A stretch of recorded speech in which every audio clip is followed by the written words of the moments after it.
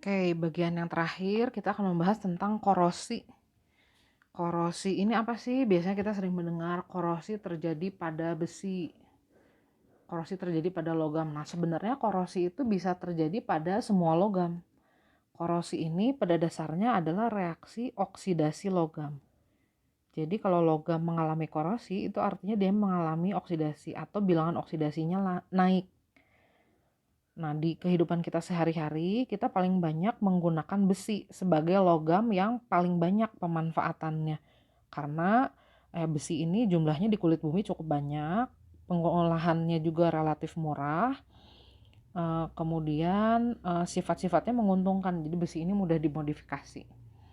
Jadi you name it, kita banyak pakai besi, misalnya di rangka mesin kendaraan, di stainless steel alat makan kita pakai besi, di kaleng minuman kita juga pakai besi, kemudian di kemasan-kemasan, di galangan kapal, di tiang-tiang bangunan. Nah, ini besi tetap dipakai. Nah, sebenarnya korosi itu adalah proses oksidasi logam. Nah, korosi ini sedikit banyak merugikan karena akan mempengaruhi struktur atau kegunaan besi yang kita gunakan sehari-hari. Nah, cara mencegah korosi itu bagaimana? Kita harus tahu dulu korosi itu pada dasarnya adalah oksidasi logam. Jadi untuk mencegah korosi, kita harus mencegah besi mengalami oksidasi. Nah, cara mencegah oksidasinya adalah sebenarnya sesuai dengan hal yang sudah pernah kita pelajari, kita harus mencegah kontak besi dengan oksigen yang pertama. Karena kalau besi terkontak dengan oksigen, dia akan mengalami oksidasi. Misalkan seperti ini. Nah, di sini besi mengalami kenaikan bilox dari, oke, ini saya setarakan dulu lah, karena kita harus tetap menuliskan persamaan dengan setara. Nah, bilangan oksidasi besi di sini naik, sementara oksigennya turun. Jadi langkah pertama mencegah oksidasi adalah mencegah kontak besi dengan oksigen.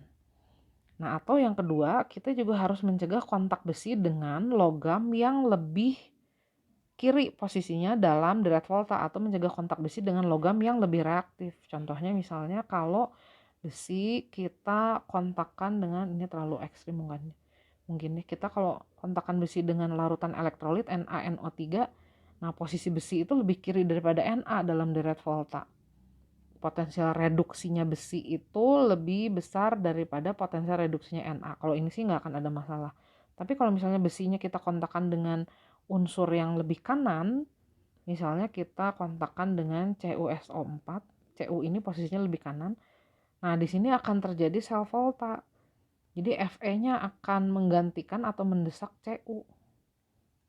Nah, di sini besi akan mengalami oksidasi atau besinya terkorosi. Jadi cara mencegah korosi besi yang kedua adalah mencegah kontak besi dengan elektrolit, atau sebenarnya dengan ion logam yang lebih tinggi potensial reduksinya.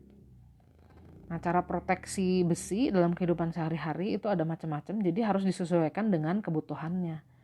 Kalau kebutuhannya kita ingin melindungi besi yang dalam bentuk misalnya pagar rumah atau atau badan kendaraan, nah kita bisa melakukannya dengan pengecatan.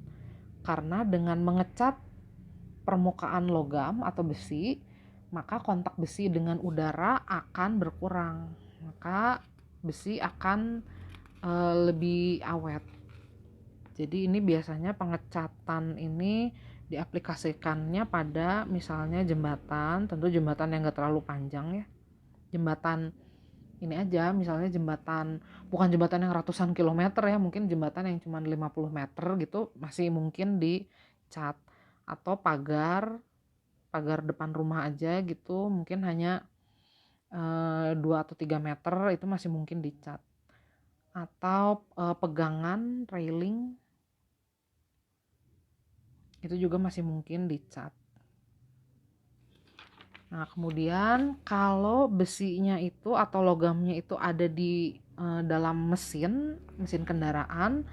Nah, ini agak nggak mungkin dicat ya kayaknya, kalau mesin kan di dalam. Biasanya digunakan dengan pelindungannya dilakukan dengan cara pelumuran oli atau diberi oli. Oli ini sifatnya nonpolar, jadi dia nanti nutupin permukaan juga, mencegah kontak logam atau besi dengan oksigen atau dengan elektrolit. Nah, ini biasanya untuk mesin kendaraan atau mesin produksi di pabrik gitu ya. Kita bisa pakai ini. Yang ketiga caranya adalah dibalut plastik. Nah, ini biasanya terbatas juga hanya untuk misalnya alat-alat yang kecil aja, misalnya rak piring, lemari, atau stang sepeda. Nah, ini masih mungkin dibalut atau dilapis dengan plastik. Nah, yang penting ini mencegah kontak besi atau logam dengan udara. Kita bisa juga melakukan pelapisan logam atau tin plating. Jadi tin itu artinya timah. Jadi besinya dilapis dengan timah. Nah, potensial reduksi timah itu sekitar min 0,14 volt. Sementara potensial reduksi besi itu adalah min 0,44 volt. Nah, dalam deret volta berarti besi itu lebih kiri daripada timah. Nah, kalau besi dilapisi oleh timah, maka timahnya ini akan melindungi besi, tapi hanya untuk sementara. Kalau misalnya lapisan timahnya, anggap aja ini besi, ini timahnya itu ya di lapisan keluarnya. Nah, kalau timahnya udah tergores, maka besinya akan segera mengalami oksidasi. Ini biasanya digunakan di minuman kaleng ya. Jadi minuman kaleng itu harus didesain cukup kuat, jadi tidak terkorosi, bagian luarnya terlindungi oleh timah, tapi kita nggak mau juga dia terlalu awet, nanti mencemari lingkungan, nggak terurai gitu. Jadi makanya kaleng minuman itu harus dihancurkan, jadi lapisan SN-nya itu nanti akan tersayat, anggap tersayat gitu, besinya nanti jadi terekspos udara. Tadi kalau SN-nya tersayat, besinya jadi terekspos udara, maka besinya akan mengalami penguraian. Nah, ini biasanya digunakan untuk di kaleng minuman kemasan. Jadi kita ingin melindungi besi, tapi yang nggak harus terlalu awet juga, eventually harus terurai juga besinya. Nah, berikutnya bisa juga dilakukan dengan cara galvanisasi. Ini asal katanya dari galvani. Sel galvani itu sama aja dengan sel volta. Sel volta itu sel yang spontan terjadi. Ada logam tereduksi, ada logam teroksidasi. Nah, perlindungan dengan galvanisasi ini kadang-kadang disebut juga perlindungan katode. Jadi di sini besinya dijadikan katode atau besi dirangkaikan dengan logam lain yang posisinya lebih kiri dalam deret volta. Dengan demikian besinya akan awet karena besi tereduksi. Nah, logam yang lainnya akan mengalami oksidasi.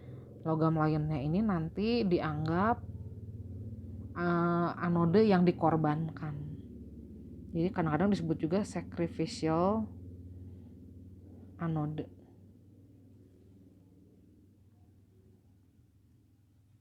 Nah, ini biasanya terjadi di biasanya harus yang besar ya, mungkin galangan kapal gitu ya. Jadi nggak mungkin kan kita mengecat galangan kapal atau melapisi dengan plastik. Jadi biasanya galangan kapal itu dihubungkan dengan magnesium biasanya. Jadi magnesiumnya dibiarkan teroksidasi karena magnesium harganya lebih murah dari besi. Jadi nanti kalau udah habis tinggal diganti saja secara periodik.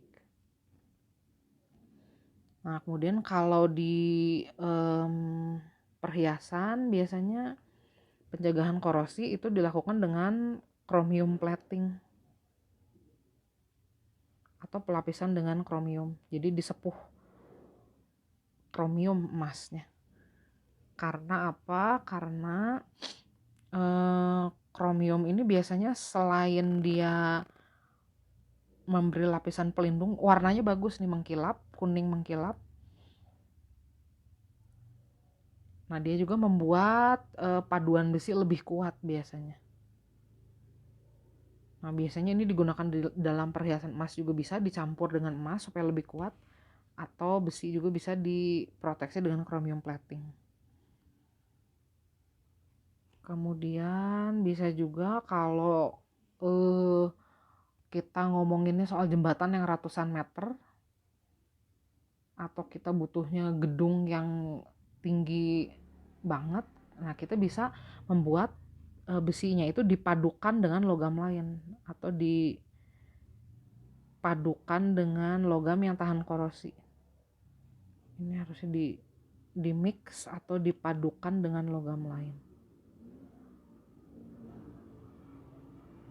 Contohnya adalah dengan dibuat besi baja atau stainless steel. Nah, ini juga upaya membuat besi yang lebih tahan korosi. Nah, berbeda dengan aluminium. Kalau aluminium biasanya kalau dia mengalami oksidasi, nah si oksidanya ini justru akan memproteksi bagian dalamnya yang belum teroksidasi. Jadi anggap ini permukaan aluminium. Nanti kalau di atasnya ada aluminium yang teroksidasinya, nah Al2O3-nya itu melindungi bagian bawahnya. Jadi justru bagian bawahnya malah tidak mudah teroksidasi atau terkorosi. Ini makanya alat rumah tangga banyak pakai aluminium. Walaupun nanti dia jadi kusam, nah kusam itu berarti dia sudah teroksidasi, malah dia sengaja di anodizing disebutnya. Jadi dilapis oleh oksidanya supaya lebih awet.